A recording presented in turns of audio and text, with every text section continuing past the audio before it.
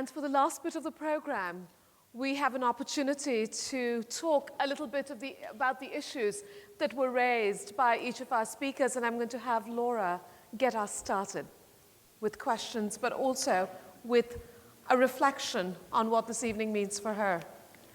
Can I stand? Please do. Too much energy after that just to feel confined to a chair. So, God, this has been kind of spectacular. Thank you. I just wanted to comment for a moment on what it means to be here at this particular spot of Janum here in Little Tokyo.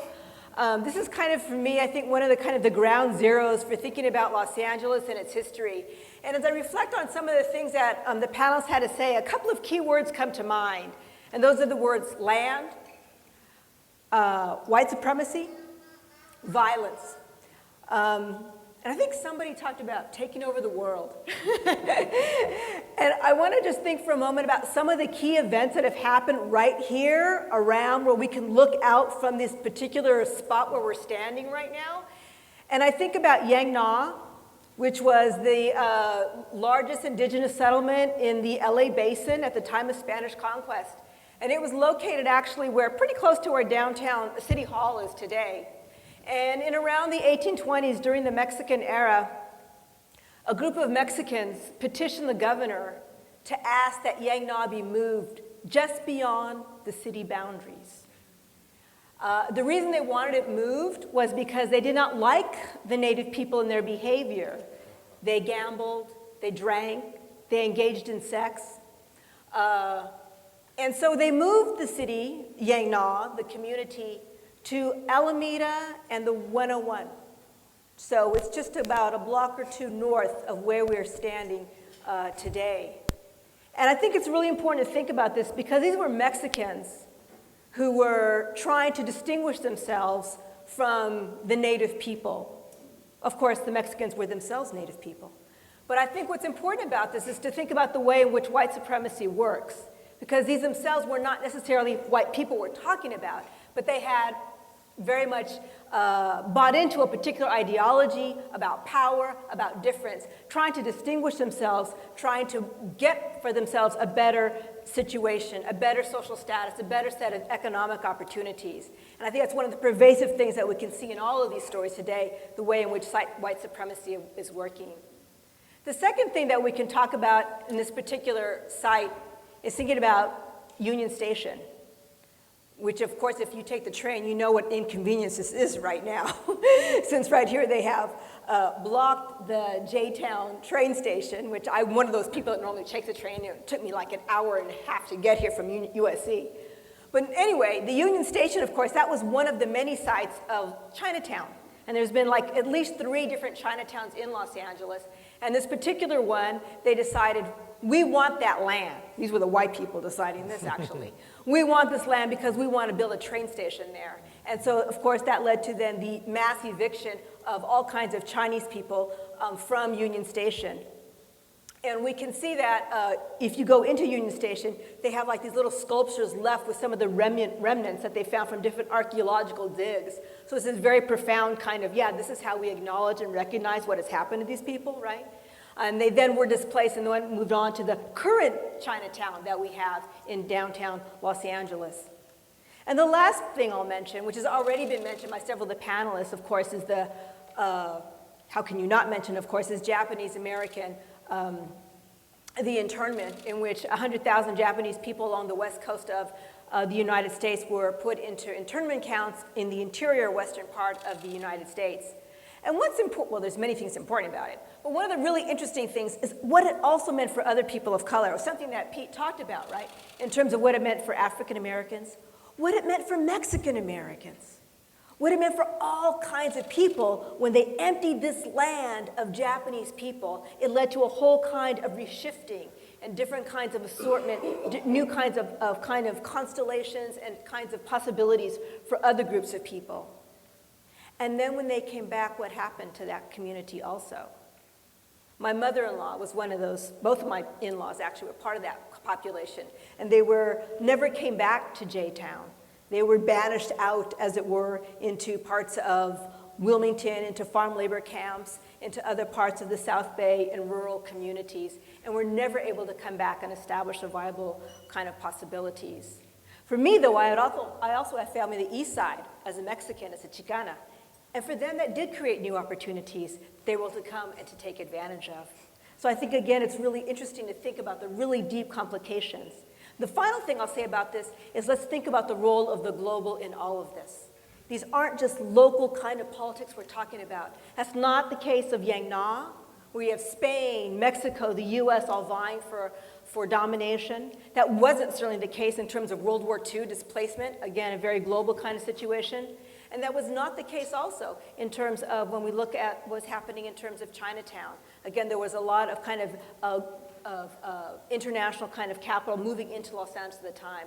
It's a very important kind of context to keep in mind when we're thinking about what's happening here in J-Town today and the continual displacement of people going on here in J-Town as we speak. So, did you want to say anything, or do you want me to start? No, let's pose some questions. Okay.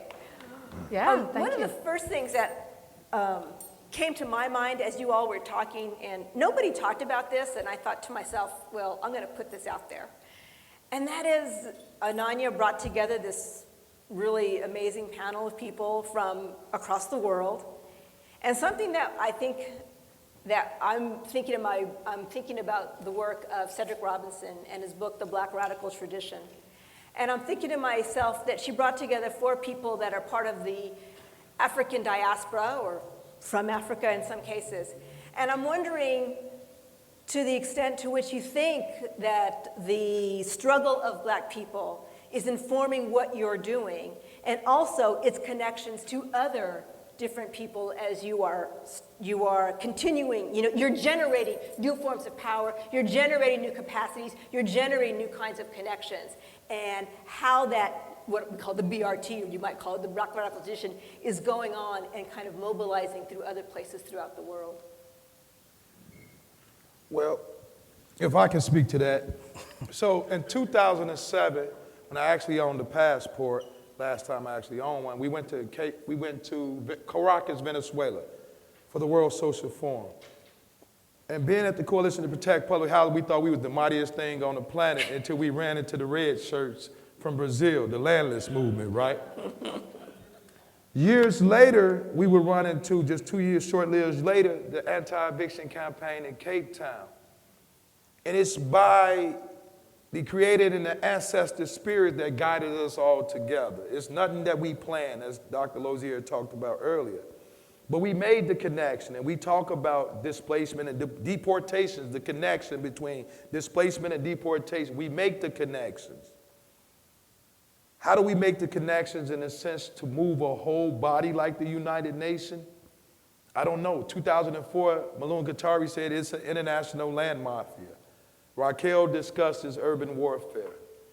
But I would say to the world, let Occupy be an example of a movement building across this globe. And sooner than later, all of these spaces will be interconnected, and all of the movement will be similar, like the anti-eviction movement across the globe. We're waiting on that day when the people movement is about the reclamation of land globally and occupying our communities globally. So we await that day, but all of it's interconnected, from Brazil to Cape Town to Chicago, even Eastern Europe, it's all connected, displacement, forceful evictions. So I wanted to build on that question and go back to something that was posed earlier in the day, which is in that struggle against global land grabs and in thinking with the Black Radical Tradition, why does the framework of human rights matter? Pete's ready for that. Yeah, it's exactly. Like, Yeah, I'm looking at JR like, yeah, I got this one. So I think 3 words, right? I think for us, when we began to lift the human rights narrative, it was because of 3 words: civil rights exhaustion, right? Civil rights exhaustion, right? Because folks was like, you talking about poverty still? You talking about civil rights? Black folks got that, didn't they? King got that, right? The Black Power movement, they got that, right? We're done. Why are we talking about civil rights? And we continue to run into civil rights exhaustion. right? But when we broadened the frame to include human rights, and we were able to talk about, well, you do realize that when you drive to LAX to board a plane to go and witness human rights violations elsewhere, you just passed 150 human rights violations at home, there's a huge contradiction, right? And so for us, from the outset, it was just a change in language, right? It was a strategy to expand our bandwidth, right? To bring other people into the idea that human rights violations happened at home. And then we started looking at the articles, and we started looking at the different committees, and we weren't convinced. I mean, our folks understand, and I read We Charge Genocide, so we weren't convinced that as JR said earlier, that the United Nations was coming to save us. But we did know that the duty bearers and oftentimes the bad actors in other places are the same as here, right? And that it was important to connect our struggles across the globe, right? And using opportunities when Raquel Rolnick and others did the tour to connect us, right? So we could have conversations, so we could change strategies, so we could export the things we do in the same ways that the other side exports pain, right, and oppression, that we could make an exchange. And so, yeah, human rights became the language that we would use to bring more folks together. Can I build on that too? Yeah. Just go back and forth off each other. Like volleyball over here. Yes. So, right, human rights. So one of the things that I'm not hearing anything about this evening, and I understand there's a particular focus on urban displacement and gentrification, which makes perfect sense, but we're also talking about banishment, really, those kinds of issues. And the question about the 4 million Latinos who have been deported under Obama, right? How do they fit under that human rights, or do they fit under that human rights kind of framework that you are articulating? So let me just say, hell yeah. Say it again, hell yeah. And again, even with that, and shit, I got some strength over here. Hell yeah. Hell yeah. There we go. General Jeff over there. I just think, again, it's a continuation, right? We don't have to look back far and think about Operación Mojado, right? When they attempted to, and they did, deported millions of Mexicans from this country, right? Under the boots of the military. And so all of these things are connected, right? And we, in our organizing model, we're making sure, right, that we situate ourselves in that history, particularly when we're talking about Los Angeles, and then I'm done. I think it's important to think about who settled Los Angeles, right? Who were those 46 families, right? Who were those? And 26 of those families had African blood, right? Who was the first and the third president of Mexico, and all of these types of things. And so for us, it's really bringing that conversation back, letting people know we are relatives, and using that to strengthen the fight. If I can add to that, I think the success of this system and institutions has been, 1, to discourage, 2, to distract, 3, to divide. And they have, when it comes to human rights, we thought it would be the perfect umbrella to bring all of the movements together in 2009, 10, 11, and 12. But they get you to fight isolated in America so they can pick you off. And I believe it was Langston Hughes that said, dog eat dog at the end of the day, right? Me today, you tomorrow. And I think when you start to make the comparisons and the struggles start to unite, then you will see more and more of an aspiration for human rights in America. So we make the connection between displacement, deportation, because we like to know what happened to the houses. If they wasn't illegal when they bought the house, right? They was operating businesses, right? They were undocumented, but you still sold them a house and rented a house to them. What happened to the physical property? I know you deported the person. Who took control of that land? Who benefited? And we start to look at who benefits from the deportations, the displacement. Who benefits from keeping us separated, fighting issue-based solutions. And so for us, it was the transformation, like they said, from civil rights to human rights, from individual rights to human rights. And we say to folks now when we go to meetings, how do you identify? Where are you from? I'm a human being from Earth. That's how I identify. You see a black man, but I'm human. And this is Earth belongs to everybody. But it also offers a conversation about, is Earth really for everybody? If I wanted to go to Africa and live, do I have a right? If I wanted to come to America, do I have a right? Who really holds the human rights? And I often ask the question, is it going to take to bring all of humankind together for aliens to invade? And then I'm sure everybody goes, oh, we got a human rights to Earth now. Come on, everybody. Let's get along. Aliens are coming in. Human beings got to fight for human rights. You know, because I see a society where human beings fight more for animal rights than for their own rights. And I often want to walk in rooms to say, can everybody that's human raise their hand so we can get this out the way? And all of the humans that raise their hand, do you want human rights? Do you, regardless of your race, your gender? Do you want human rights? And if not for you, the next generation.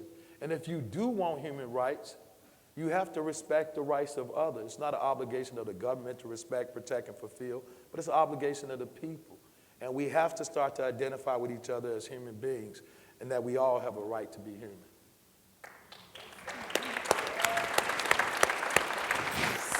So I want to take that question to Ashraf and what this might look like from Cape Town. I remember a wonderful conversation with Ashraf over sandwiches and tea at a cafe in Cape Town. And Ashraf talked about how and why it mattered to him to fight this battle to defend human rights against neoliberalization in Chicago, in the United States. So why should those fighting for human rights, those fighting for urban justice, those leading shack dweller movements in South Africa give a damn about what happens in the United States? Why did you give a damn? I give a damn, my brothers live here, so I have to protect my family. But that's not the real thing. The real thing is, I forgot. The real thing is when we started the anti-eviction campaign, we found that in 1993, Alec Owen, who was then the Minister of Finance, he sold South Africa to the World Trade Organization, the World Bank, and the International Monetary Fund. They put the South African government, not the South African, they put South African land, Republic of South Africa, they listed it on the stock exchange in New York. Right? Wow. So that's only after investigation, after people were being evicted, and after we learned about the language that was being spoken. And then I met Tucson in 2003. And the way that I met him was crazy because we were on our way marching to the American Embassy in Cape Town together with different communities. And just before we got to the front of the American Embassy, this is a practice in South Africa. When we march against Americans, we burn the American flag. So Tucson was standing exactly like he's standing there and taking pictures of me and others burning the American flag. And people approached him because we have to protect ourselves, so there is people that will confront him. And what he said, he actually said this to me. He said, look, I'm here to meet Ashraf Kassim. And what I told him is, look, we first got to hand over the memorandum. I'm going to introduce you to you.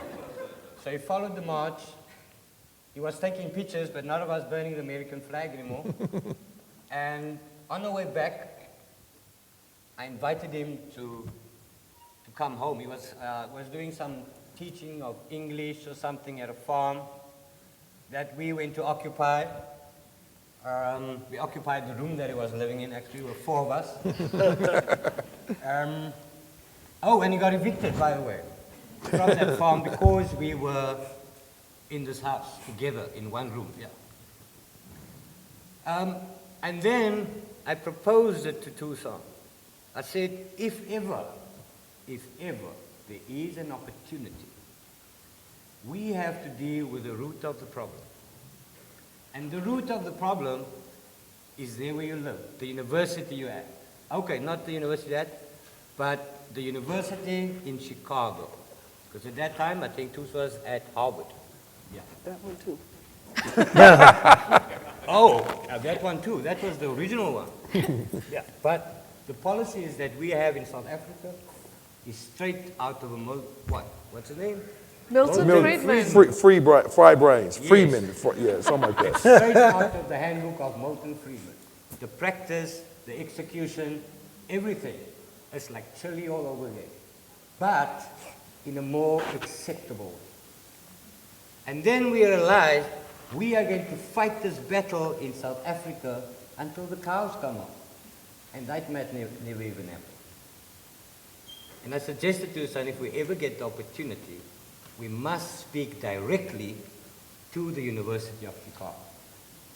It was sometime, I think 4 years later or more, that we actually did get the opportunity.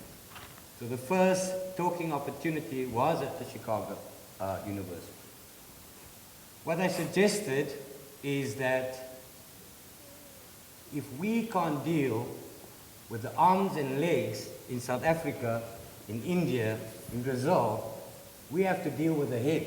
And the head is in Chicago. So let's go and cut off the head. I'm going to help you. And that is, I think, the significance of the starting of the Chicago anti-eviction campaign. It was to deal with the root of the problem. That's right. Thank So, yeah, I think that's what. So, before we close out, I want to hear from, I have a question for Ms. Hill. Oh, of course. And the question is this, because we want to think about solidarity across some of those divides that JR mentioned.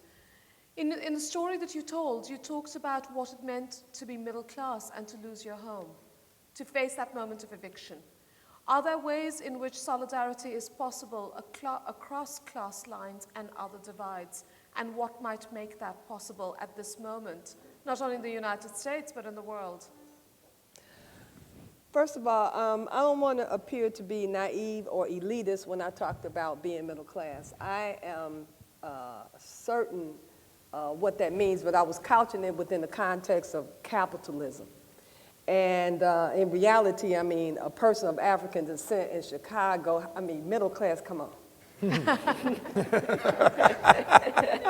But again, I was thinking, we have to deal with the root of the problem, but what we're dealing in the root of the problem, as I say, is the globalization, the practice of globalized white supremacy. It's not always practiced by a white face. It reminds me of a book that Patrick Buchanan wrote called The Death of the West. Real good book. Good book in the sense that it's an all call to white people as to what you should do now that they're at zero population. And to me, we don't deal with the root of the problem because we haven't agreed on the culprit. You cannot fight something if you don't know what the enemy is. So the way that we come together is, number one, we have to agree on the idea of who the enemy is or what the enemy is. White supremacy would not have victories, would not be strong if it weren't for capitalism. We have to talk about that. Take capitalism out the equation and, I mean, they're not even heard of. So maybe that's the root of the problem. And it is, in conjunction, because that's the tool that they use to reign supreme. Now, we can't have it both ways. This is where I really get into me, and I'll be real quick. Okay? We can't engage in this mental contortion, this game that goes on, like today I'm a capitalist, tomorrow I'm not. There are some of the things that we have been indoctrinated to believe are good about capitalism. And so we buy into that. That's why we can't effectively fight the enemy. That's why we can't effectively come together consistently. We can come together on some things until we start threatening one's creature comforts and all those things that go with it. You have to have sacrifice, and you have to make demands. As Frederick Douglass says, power concedes to nothing less than a demand, never has, and it never will. We have to remember that. And powerful people never teach powerless people how to get power. We have to be consistent.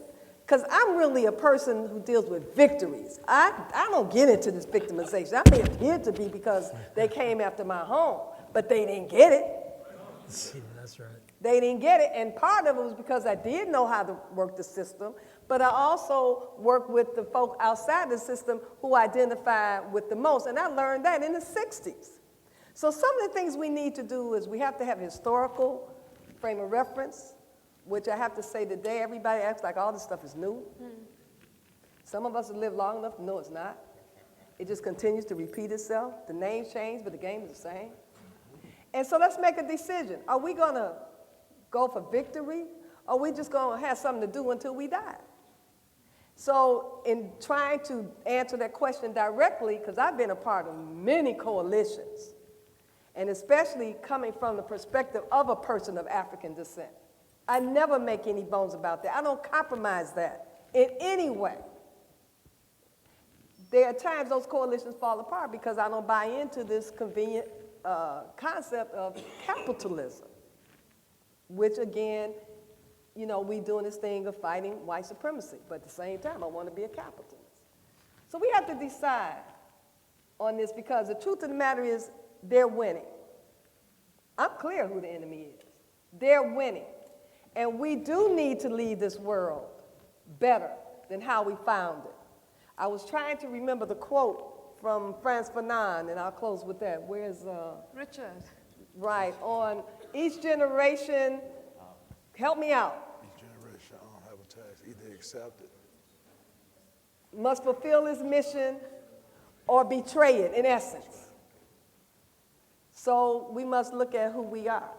Have we fulfilled our mission? And I think our mission is to declare, to proclaim something other than buying into capitalism, which fuels white supremacy. I can't be any plainer than that. And I do keep things very basic because I get confused. What can I, just 1 second. On that very basic and plain but profound note, I want to thank you all for being here this evening. I want to thank Dan Fruit, Laura Pulido, Ashraf Kasim, J.R. Fleming, Pat Hill, Pete White, and the amazing artists and dancers, and Konching and Orinio for allowing us to tell your story. Thank you, everyone, for being here.